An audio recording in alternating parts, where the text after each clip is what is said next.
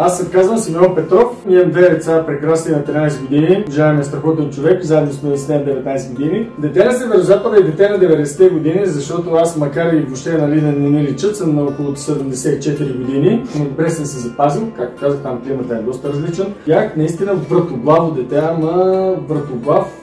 Баба ми беше неудобно да ме нарича с истинските неща, които идваха на главата. Сърсенин, пустиняк, карсъзин. Казваше ми, че съм доста будно дете. Няма нищо по-прекрасно от това да имаш детство в безвремие.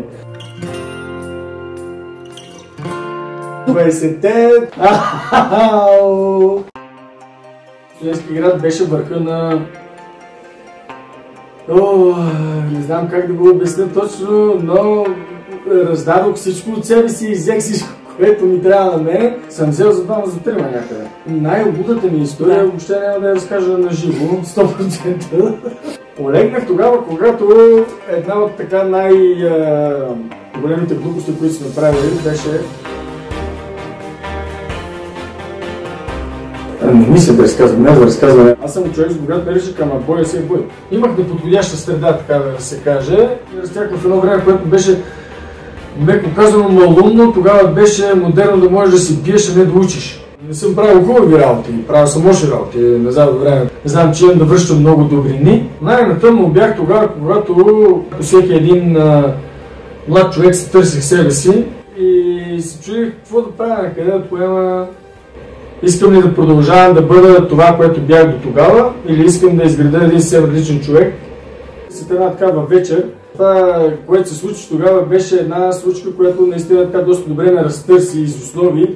И може би на всеки един човек трябва нещо такова да го разтърси така, но сериозно из основи, за да си яде сметка за това как и на къде иска да продължи. Имах един доста интересен разговор с себе си, около 40-50 минути в огледалото, който се разбрахме с другия човек, че вече ние се разделяме и не сме едно както бяхме на този момент и само един продължава напред и това ще бъде много, много по-добрият вариант на този, който си тръгне. Може би най-смисленото нещо, което ми се е случило някога в живота е това да стана родител. И станах родител на близнаци от един път. Много е различен подходът ми, моя и на моите родители към мен и моя подход към децата ми. Такава игра с мен никой не си е правил. Аз съм с децата ми буквално постоянно. Караме колелета, забавляваме се, ходим, гледаме кино, театри, представления, концерти. Навсякъде с нас. Буквално аз като малък не съм ходил нито на екскурзии, нито никъде с нас. Така че това не знам дали мога да го компенсирам, но знам, че на мен така ми е много по-приятно. Много държа на сина ми да има мъжка дума. Визитната картичка е буквално тази, която ще носи цял живот с него, без значение на това какви дрехи и каква кола ще има. Тази обещание на приятел, че ще отиде примерно на 1 януари, когато нали, ти трябва да спочиш, защото на 31 си се разбил, в 5 часа сутринта ще му помагаш за нещо. Ставаш отидеш без да обясняваш. Защото отговорността е само твоя, ти си го поел това. И един мъж не си ли изпълни думата и за ръката, край. Всеки, който има деца, знае, че те са най-голямата му сила в живота, всичко, което може да изстреля най-нагоре и най-голямата им слабост. Правете подаръци на хората, които са с вас, им правете комплименти, колкото се може по-често, всеки ден. Аз абсолютно, ако не всеки ден, той през ден жена ми чува, че обичам, а ние сме 19 години, пак да кажа, ние сме от няколко месеца или 2-3 години да сме някакви нови гаджета и така нататък. Ако си си позволил да обидиш човека до тебе, направи така, че следващите 3-4 дни на него да са му най-яките дни, да го усмихваш постоянно. В нас не остават спомените от това какъв ти е бил футюрал, у вас ли каквото е било обзавеждането или къде сте ходили, ти помниш емоциите, които си изживял точно в този момент. Аз нямам търпение да се прибера нас да видя жена ми, съвсем сериозно, да се легна с нея в едно легло, може би най-приятната част от деня ми. Това е моят баланс, моята мъдра мисъл, моята съвест, ако искаш понякога. Ние сме 19 години заедно, човек. 19 години по днешните стандарти е някакво извънземно време. Ние също сме претърпели своите катаклизми и нашата връзка е изградена не от нулата, а сигурно от под нулата, човек. Не може да няма усилия, човек. За всяко едно нещо, на което ти държиш работата ти, ако искаш да си професионалист и да си най-добрия, ти ще полагаш усилия. Ако искаш да си здрав, като човек, ти ще полагаш усилия. Ако искаш да изглеждаш атлетично и да си силен, ти ще полагаш усилия. И то много сериозни и понякога дори неимоверни, всеки път трябва да се скачат все повече и повече. 3 пъти на седмица тренирам, 2 пъти тичам по стълби до 9 етаж, това е по 15 пъти, за да си поддържам, нали, висока аеробния капацитет. Силовите ми тренировки са 3 пъти на седмица. Къпя се, оправям се, ям и изчезвам по задачи. Ако преди това във времето, в което съм си у нас, имам нещо, което трябва да свърша, дали да простря дрехи, дали да пусна пръчногач, все тая смисъл. Това всичко ще го свърши, никога не оставям на жена ми пълна мивка или нещо, от което оставам вечерта, тя си дойде първо от работа, 6 часа да взима деца, да се занимава.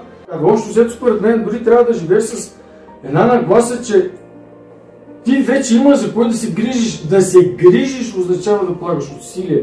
Да му е добре на този човек до тебе, а не на тебе да те е добре.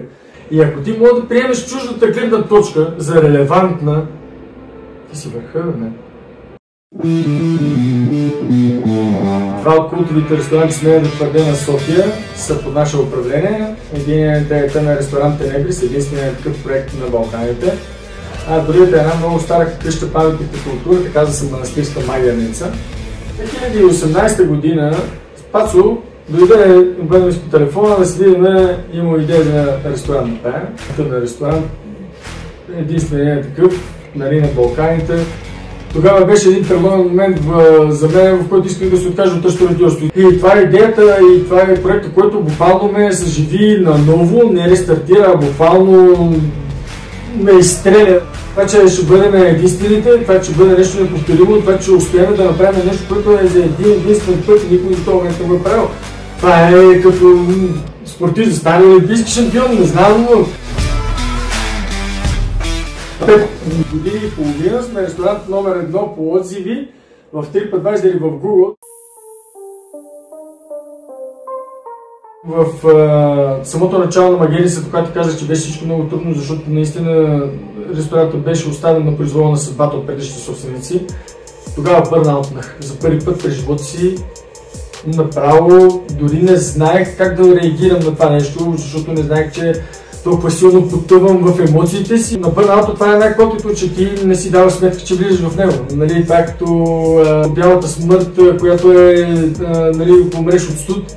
Ти заспиваш блаженно човек, нали, така и това у нас ти, колкото повече главата ти започва да има кофти мисли, така ти свиква и самата биохимия на тялото ти произвежда тия хормони и ти все повече и повече сдъваш, затова депресията е толкова трудно, нали, да те тръпнат от нея, защото самото ти тяло започва да функционира по този начин.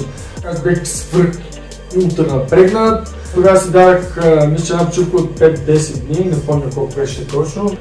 Много беше трудно в началото, да знаеш. Смисъл, аз това даже не знам дали съм го казвал изобщо на някой, обаче това не е на намерение, започвам за 4 човека, в момента има 32. Намирането на целият този екип, минаването на толкова много хора през тебе, които всеки един си оставя своите емоции. Малко или много. Трябва да се дадеш абсолютно ясна сметка, че това е живота. Правата линия в природата не съществува. Последната, тази дет, че ти спиш на мониторите до тебе, аз не бързам за това, не знаеш. Аз обичам да се наслаждавам на това, какво се случва всеки ден. Знаеш, много хора чувам, които казват, това е днес да мине, утре да дойде. Не, аз не искам така, аз не искам днес да свършвам въобще. Имам доста още време и имам какво да дам от себе си. А правиш хората да ме е добре и на тебе ще е добре.